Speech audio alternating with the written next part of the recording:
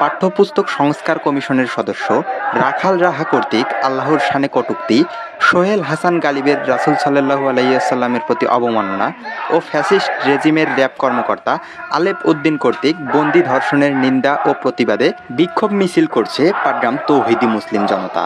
আজ ২১শে ফেব্রুয়ারি রোজ শুক্রবার পবিত্র জুমার নামাজ শেষে লালমনিরহাটের পাটগ্রাম উপজেলায় তৌহিদি মুসলিম জনতা কর্তৃক আয়োজিত এ বিক্ষোভ মিছিলে অংশগ্রহণ করেন পাটগ্রাম উপজেলার সর্বস্তরের জনগণ।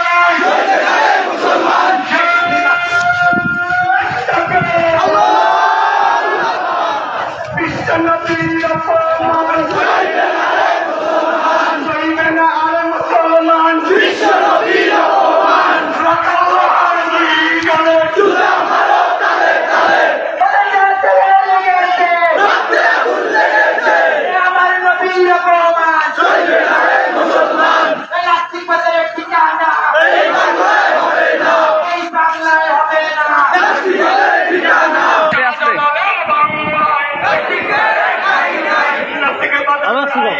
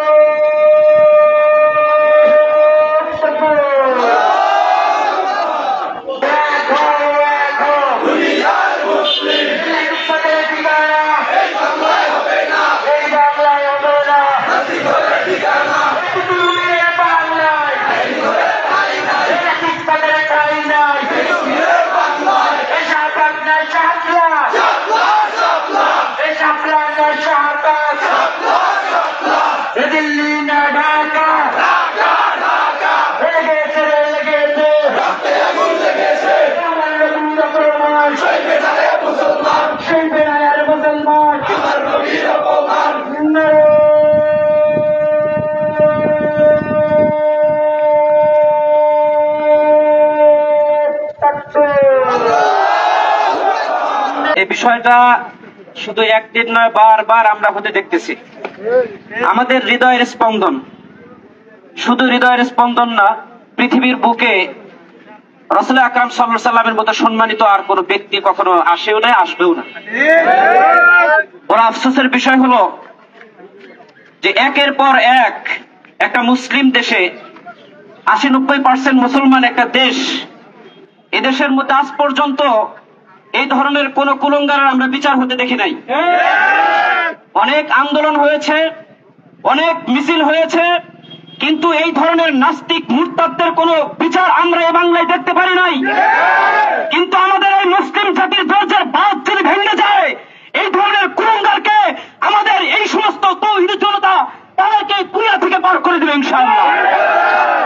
আপনারা জানেন বদরের যুদ্ধে দুইজন ছোট বাচ্চা ইবনে আফরা রাদিয়াল্লাহু আনহার দুই সন্তান হযরত আব্দুর রহমানের কাছে গিয়ে বলতেছেন, নবীজির ব্যাপারে বলতেছেন যে চাচা, আমাদের নবীকে নিয়ে আবু জাহেল নাকি কটূক্তি করে, অনেক জুলুম করে, নির্যাতন করে, কষ্ট দেয়।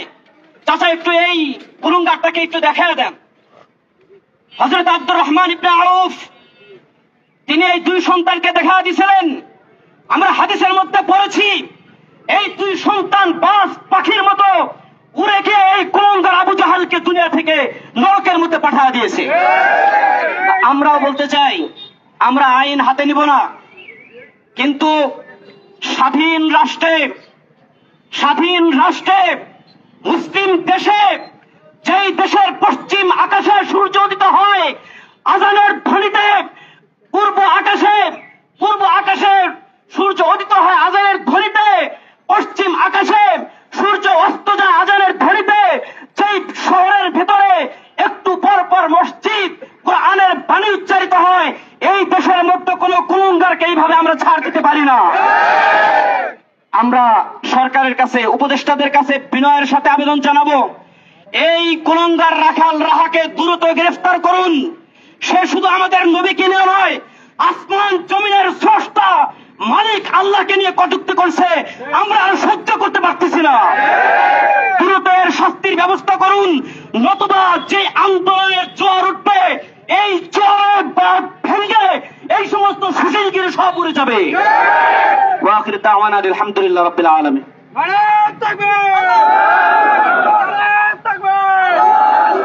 ওই নাস্তিকবাদ মনে হয় ভুলে গেছে যে মুসলিম উম্মাহ তার নবীকে কতটা ভালোবাসে। তার মুসলিম উম্মাহ জীবনের চেয়ে তার নবীকে ভালোবাসে, জীবনের চেয়ে বেশি ভালোবাসার বিদায় উহুদের যুদ্ধে আবু তালহা রাদিয়াল্লাহু তাআলা আনহু 70 জন বেশি আঘাতকে বুক পাতিয়ে দিয়েছিল জীবন্ত শহীদের কিতাব নিয়ে।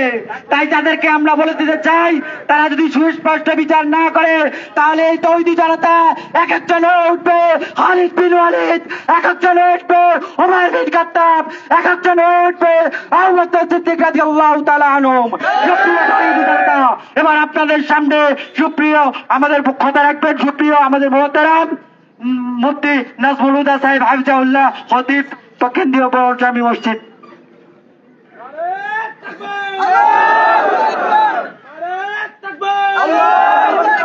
السلام عليكم ورحمة الله. نحمده ونصلي على رسوله الكريم. أما بعد، فأعوذ بالله من الشيطان الرجيم. بسم الله الرحمن الرحيم. قل إن كنتم تحبون الله فاتبعوني يحببكم الله ويغفر لكم ذنوبكم الله غفور رحيم. সংগ্রামী তাওহীদি জনতা, আমরা যে উপলক্ষে আজকে একত্রিত হয়েছি, আমাদের সুস্পষ্ট বার্তা হচ্ছে, যদি এই অপরাধীদেরকে একের পর এক সুযোগ দেওয়া হয়, আর যদি তৌহিদি জনতার বাঁধ ভেঙে যায়, তৌহিদি জনতা যদি নিজের হাতে আইন উঠিয়ে নেয়, এর জন্য উপদেষ্টাদেরকে দায়িত্ব নিতে হবে, ঠিক কিনা? আর যদি তৌহিদি জনতা মাঠে যেভাবে নেমেছে, আর যদি ধারাবাহিকতা অব্যাহত থাকে, তাহলে রাষ্ট্রের বিভিন্ন কাজ ব্যাহত হবে। এই জন্য আমরা চাই না তৌহিদি জনতা রাস্তায় থাকুক, আপনারা আপনাদের কাজগুলো সঠিকভাবে করেন। কিন্তু এই তৌহিদি জনতার ইমানি পরীক্ষা নিলে একের পর এক যদি এইভাবে রাস্তাঘাট মুরতাদদেরকে রাস্তায় আপনারা ছেড়ে দেন, তাহলে এই তৌহিদি জনতা নিজেরাই আইন হাতে তুলে নিতে বাধ্য হবে। তখন আইন হাতে তুলে নেওয়ার কারণে কখনো তৌহিদি জনতাকে আপনারা দায়ী করতে পারবেন না, কারণ এই তৌহিদি জনতা বারবার শুধু পরীক্ষা দিয়েছে কিন্তু কখনো পরীক্ষায় ফেল করে নাই।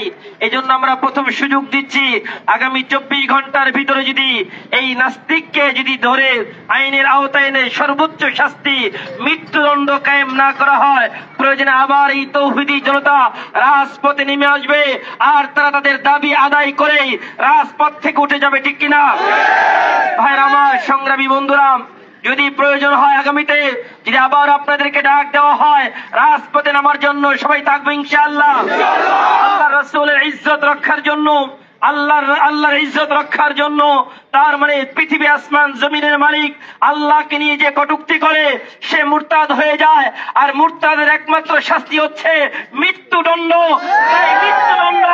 মৃত্যুদণ্ড কায়েম করতেই হবে, করতেই হবে, করতেই হবে, ঠিক কিনা?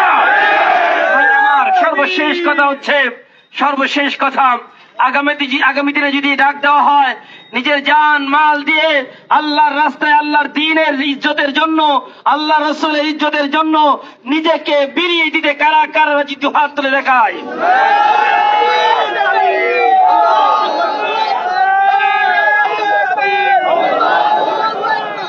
অসংখ্য ধন্যবাদ। আজকে বিক্ষোভ কর্মসূচি এখানে সমাপ্তি করা